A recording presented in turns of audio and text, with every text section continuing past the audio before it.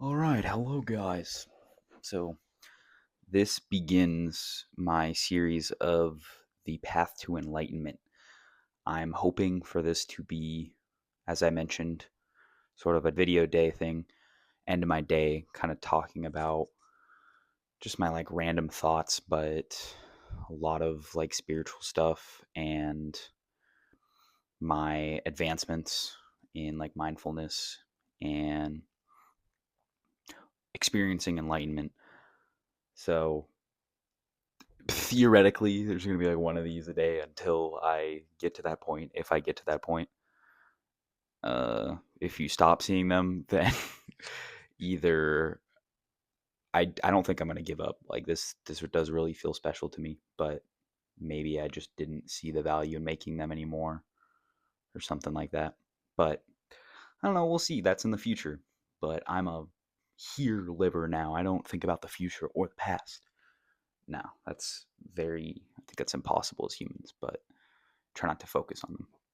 This time, I do have a handy dandy note card because I really suck at staying on track. And there are times where I'll just yap so much that I don't even get to all the points that I want to talk about. So I'm going to try to keep most of these videos under 10 minutes and get to the meat of the topics that I want to talk about and try to cut out more of the filler. Today was pretty solid. I woke up at like 6 and I hiked up Santan Mountain and I meditated at the top. So it was pretty cool. I want to do that more often, but I don't think anything's holding me back. There's like things in my mind that are like trying to be deterrents, but they don't make any sense. Like one of the ones is like the gas usage. It's like, oh, every day you have to drive 10 minutes there. And it's like, okay, that's not like you do that every time you drive to work. That's not putting many miles. Like, who cares? And then I'm also like, oh, it's gonna hurt your ankles from going up there every day. Like, my brain is literally coming up with like really stupid reasons to not do it. So I think I want to try to make it almost a daily thing. It's so cool. Like, I'm so grateful to have such a nice hike and view literally within a 10-minute drive. And it's a nice way to start my morning before my actual workout and try to focus on being present and then even meditate in a kind of special place. Like, it makes it a lot more special. I'm literally tiring myself out getting to that point. So it's a lot easier to just be calm and immerse myself in nature. And then it makes it an experience too. Like, meditation is the reward, it's literally at the summit of what I'm doing. So I want to try to do that every morning. It's going to definitely take a while before that's like cemented in my practice. But it also got me to thinking, like, if I move somewhere else, that would be like really cool. If I had giant backyard where there's like great walks or really accessible meditation spots where I can just like go plop down and like look at the ocean or go and just chill. So gets me like excited about the future in that way too. The first thing on my list was true meditation. Believe by this, I kind of mean like the difference between just turning your brain off and immersing yourself in the nature of the mind. I believe that I'm still kind of doing the former version, like fake meditation. Um, I don't entirely know how to get to real meditation.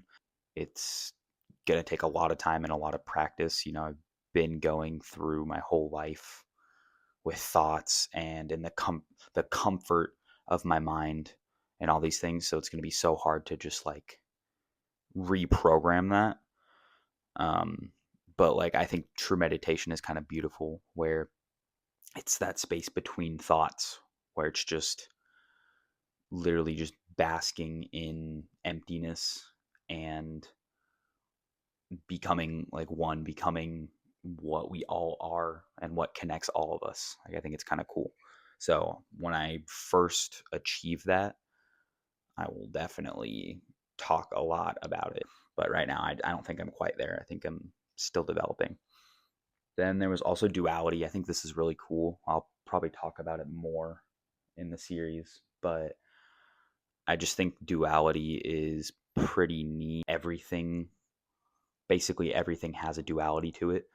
Oh, there's light and dark, there's bad and evil, there's heaven and hell and all this, the good and bad. And it's like, I think it's interesting how technically, if you had a neutral frame of mind, everything is neutral and there is no good and bad. We assign morality to everything.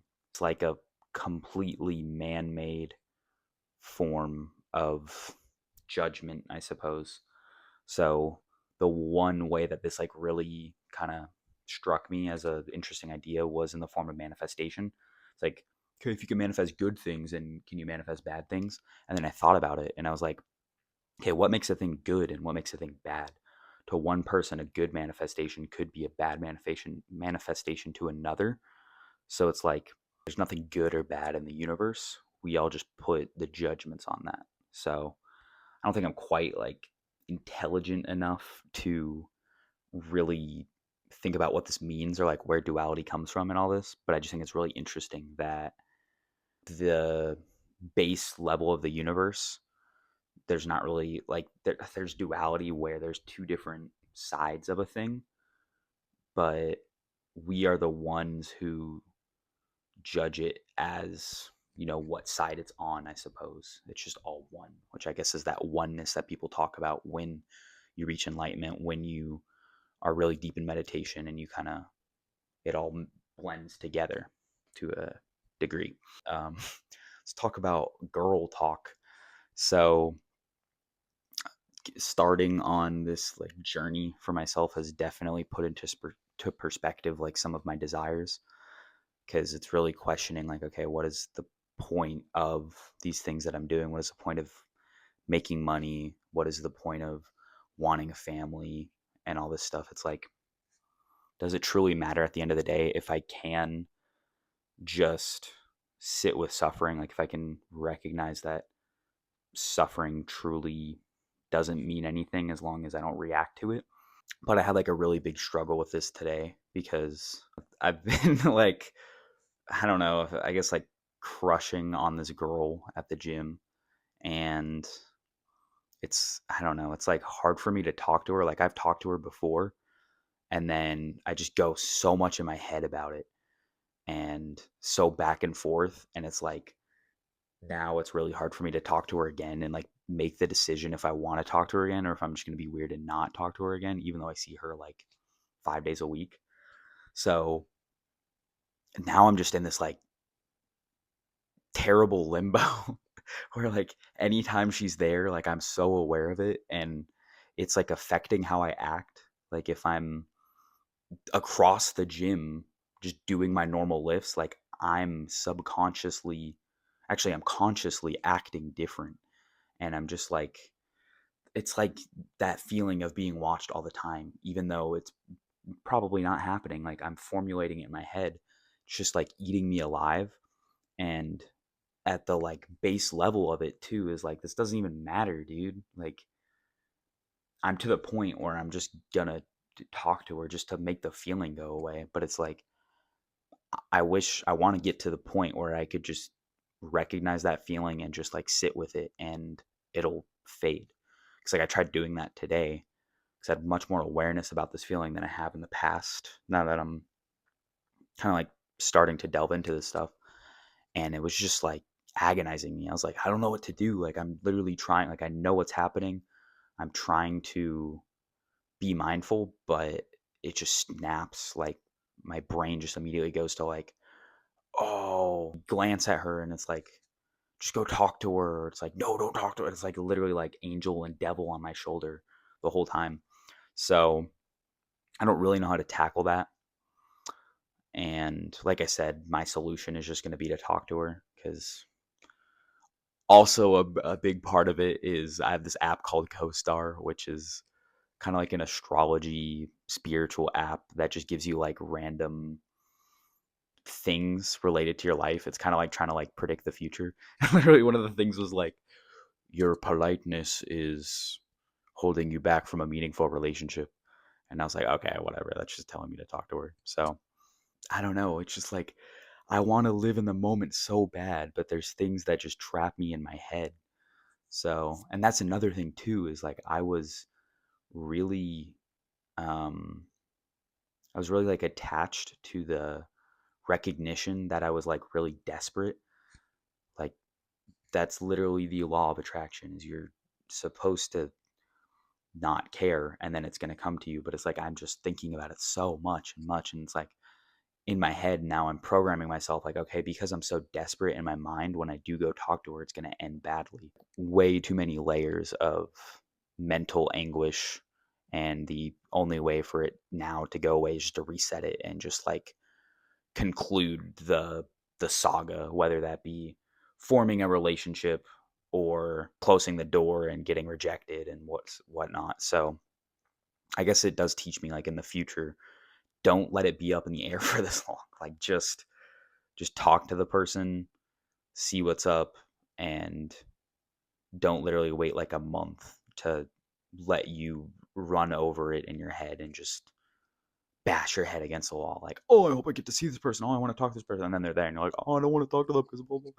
It's like, God, what it's like to be a dude. Like, hey, all my brothers can relate, all the overthinkers. So yeah, trying to get better about that. And at the end of the day, if I'm trying to become with one with my Buddha nature, it's like I don't even know if our relationship is what's right, but it's what I've wanted for a long time. So see where it goes. In my head, I'm like, it's probably not gonna lead to anything anyway. So we'll see.